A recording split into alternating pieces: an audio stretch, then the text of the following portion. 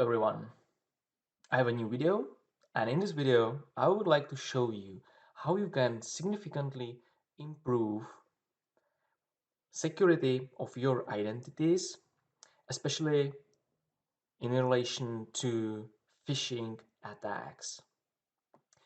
Because there is a capability in Microsoft Defender for Endpoint that you can use to block newly registered domains.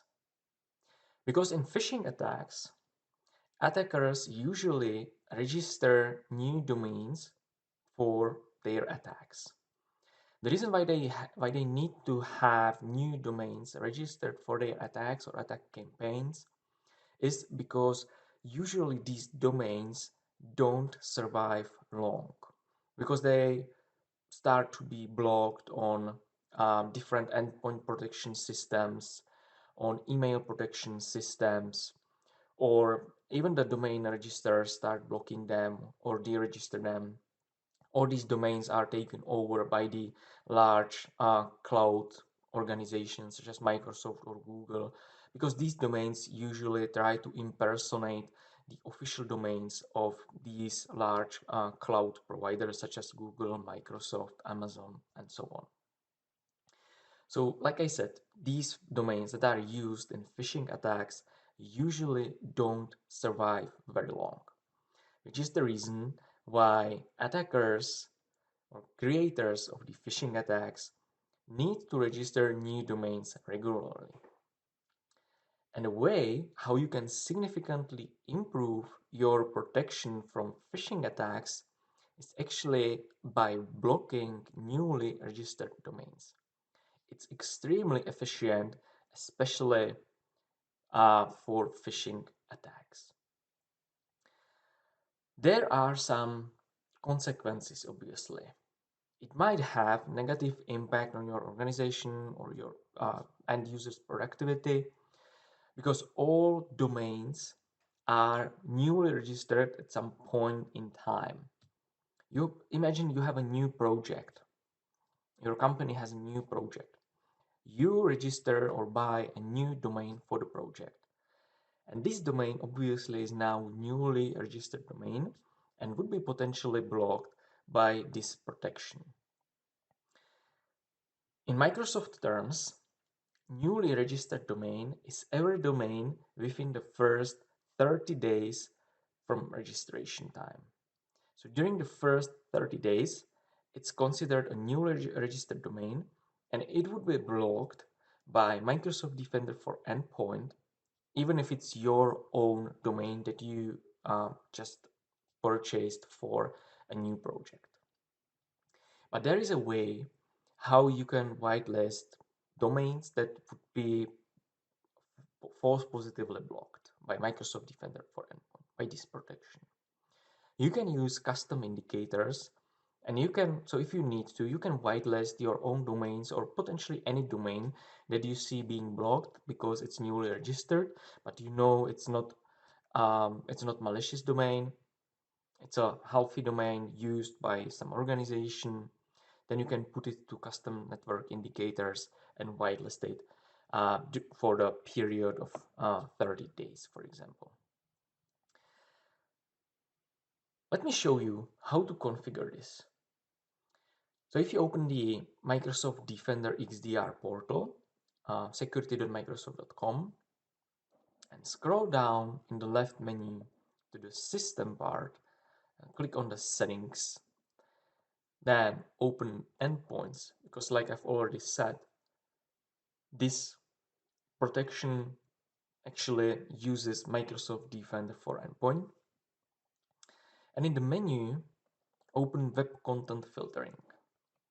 Web Content Filtering is the component that's responsible for domain blocking. We add a new policy here, and we name the policy somehow. So, for example, newly registered domains. We click Next, and here we see all categories that are predefined by Microsoft. We scroll down to the bottom, and there is a category that's called Uncategorized. And in this category, there are two types of domains that you can block: parked domains and newly registered domains. So this newly registered domains category is the category that we want to start blocking.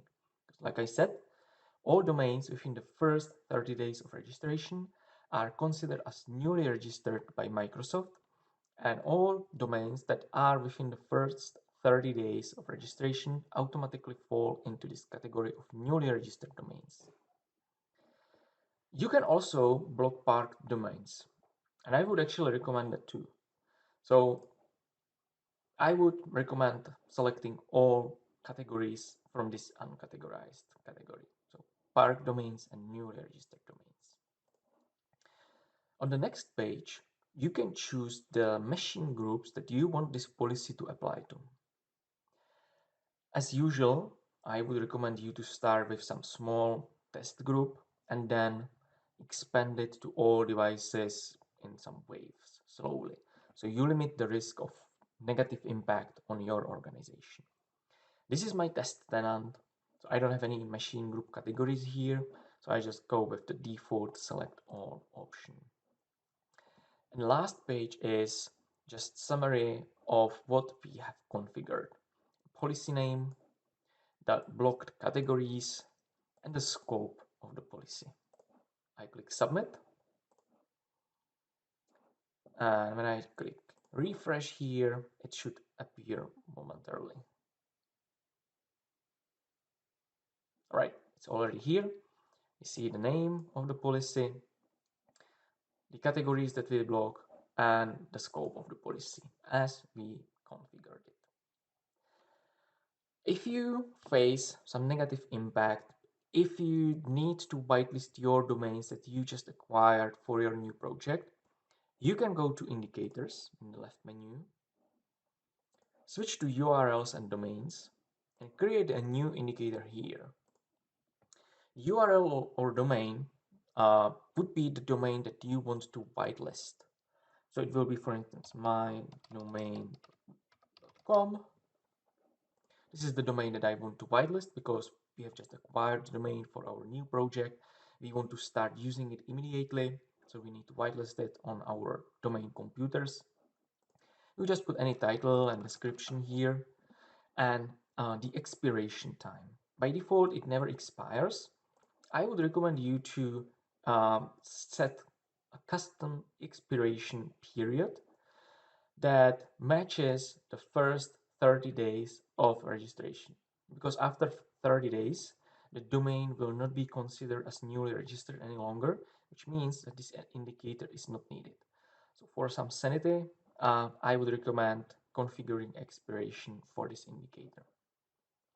Then we go next, and the default action is allow, and we keep it because we want to allow this indicator. So it will be allowed, it will be excluded from the web content filtering policy. So you can click next. You see that it applies to all devices in my organization. Click next and click submit.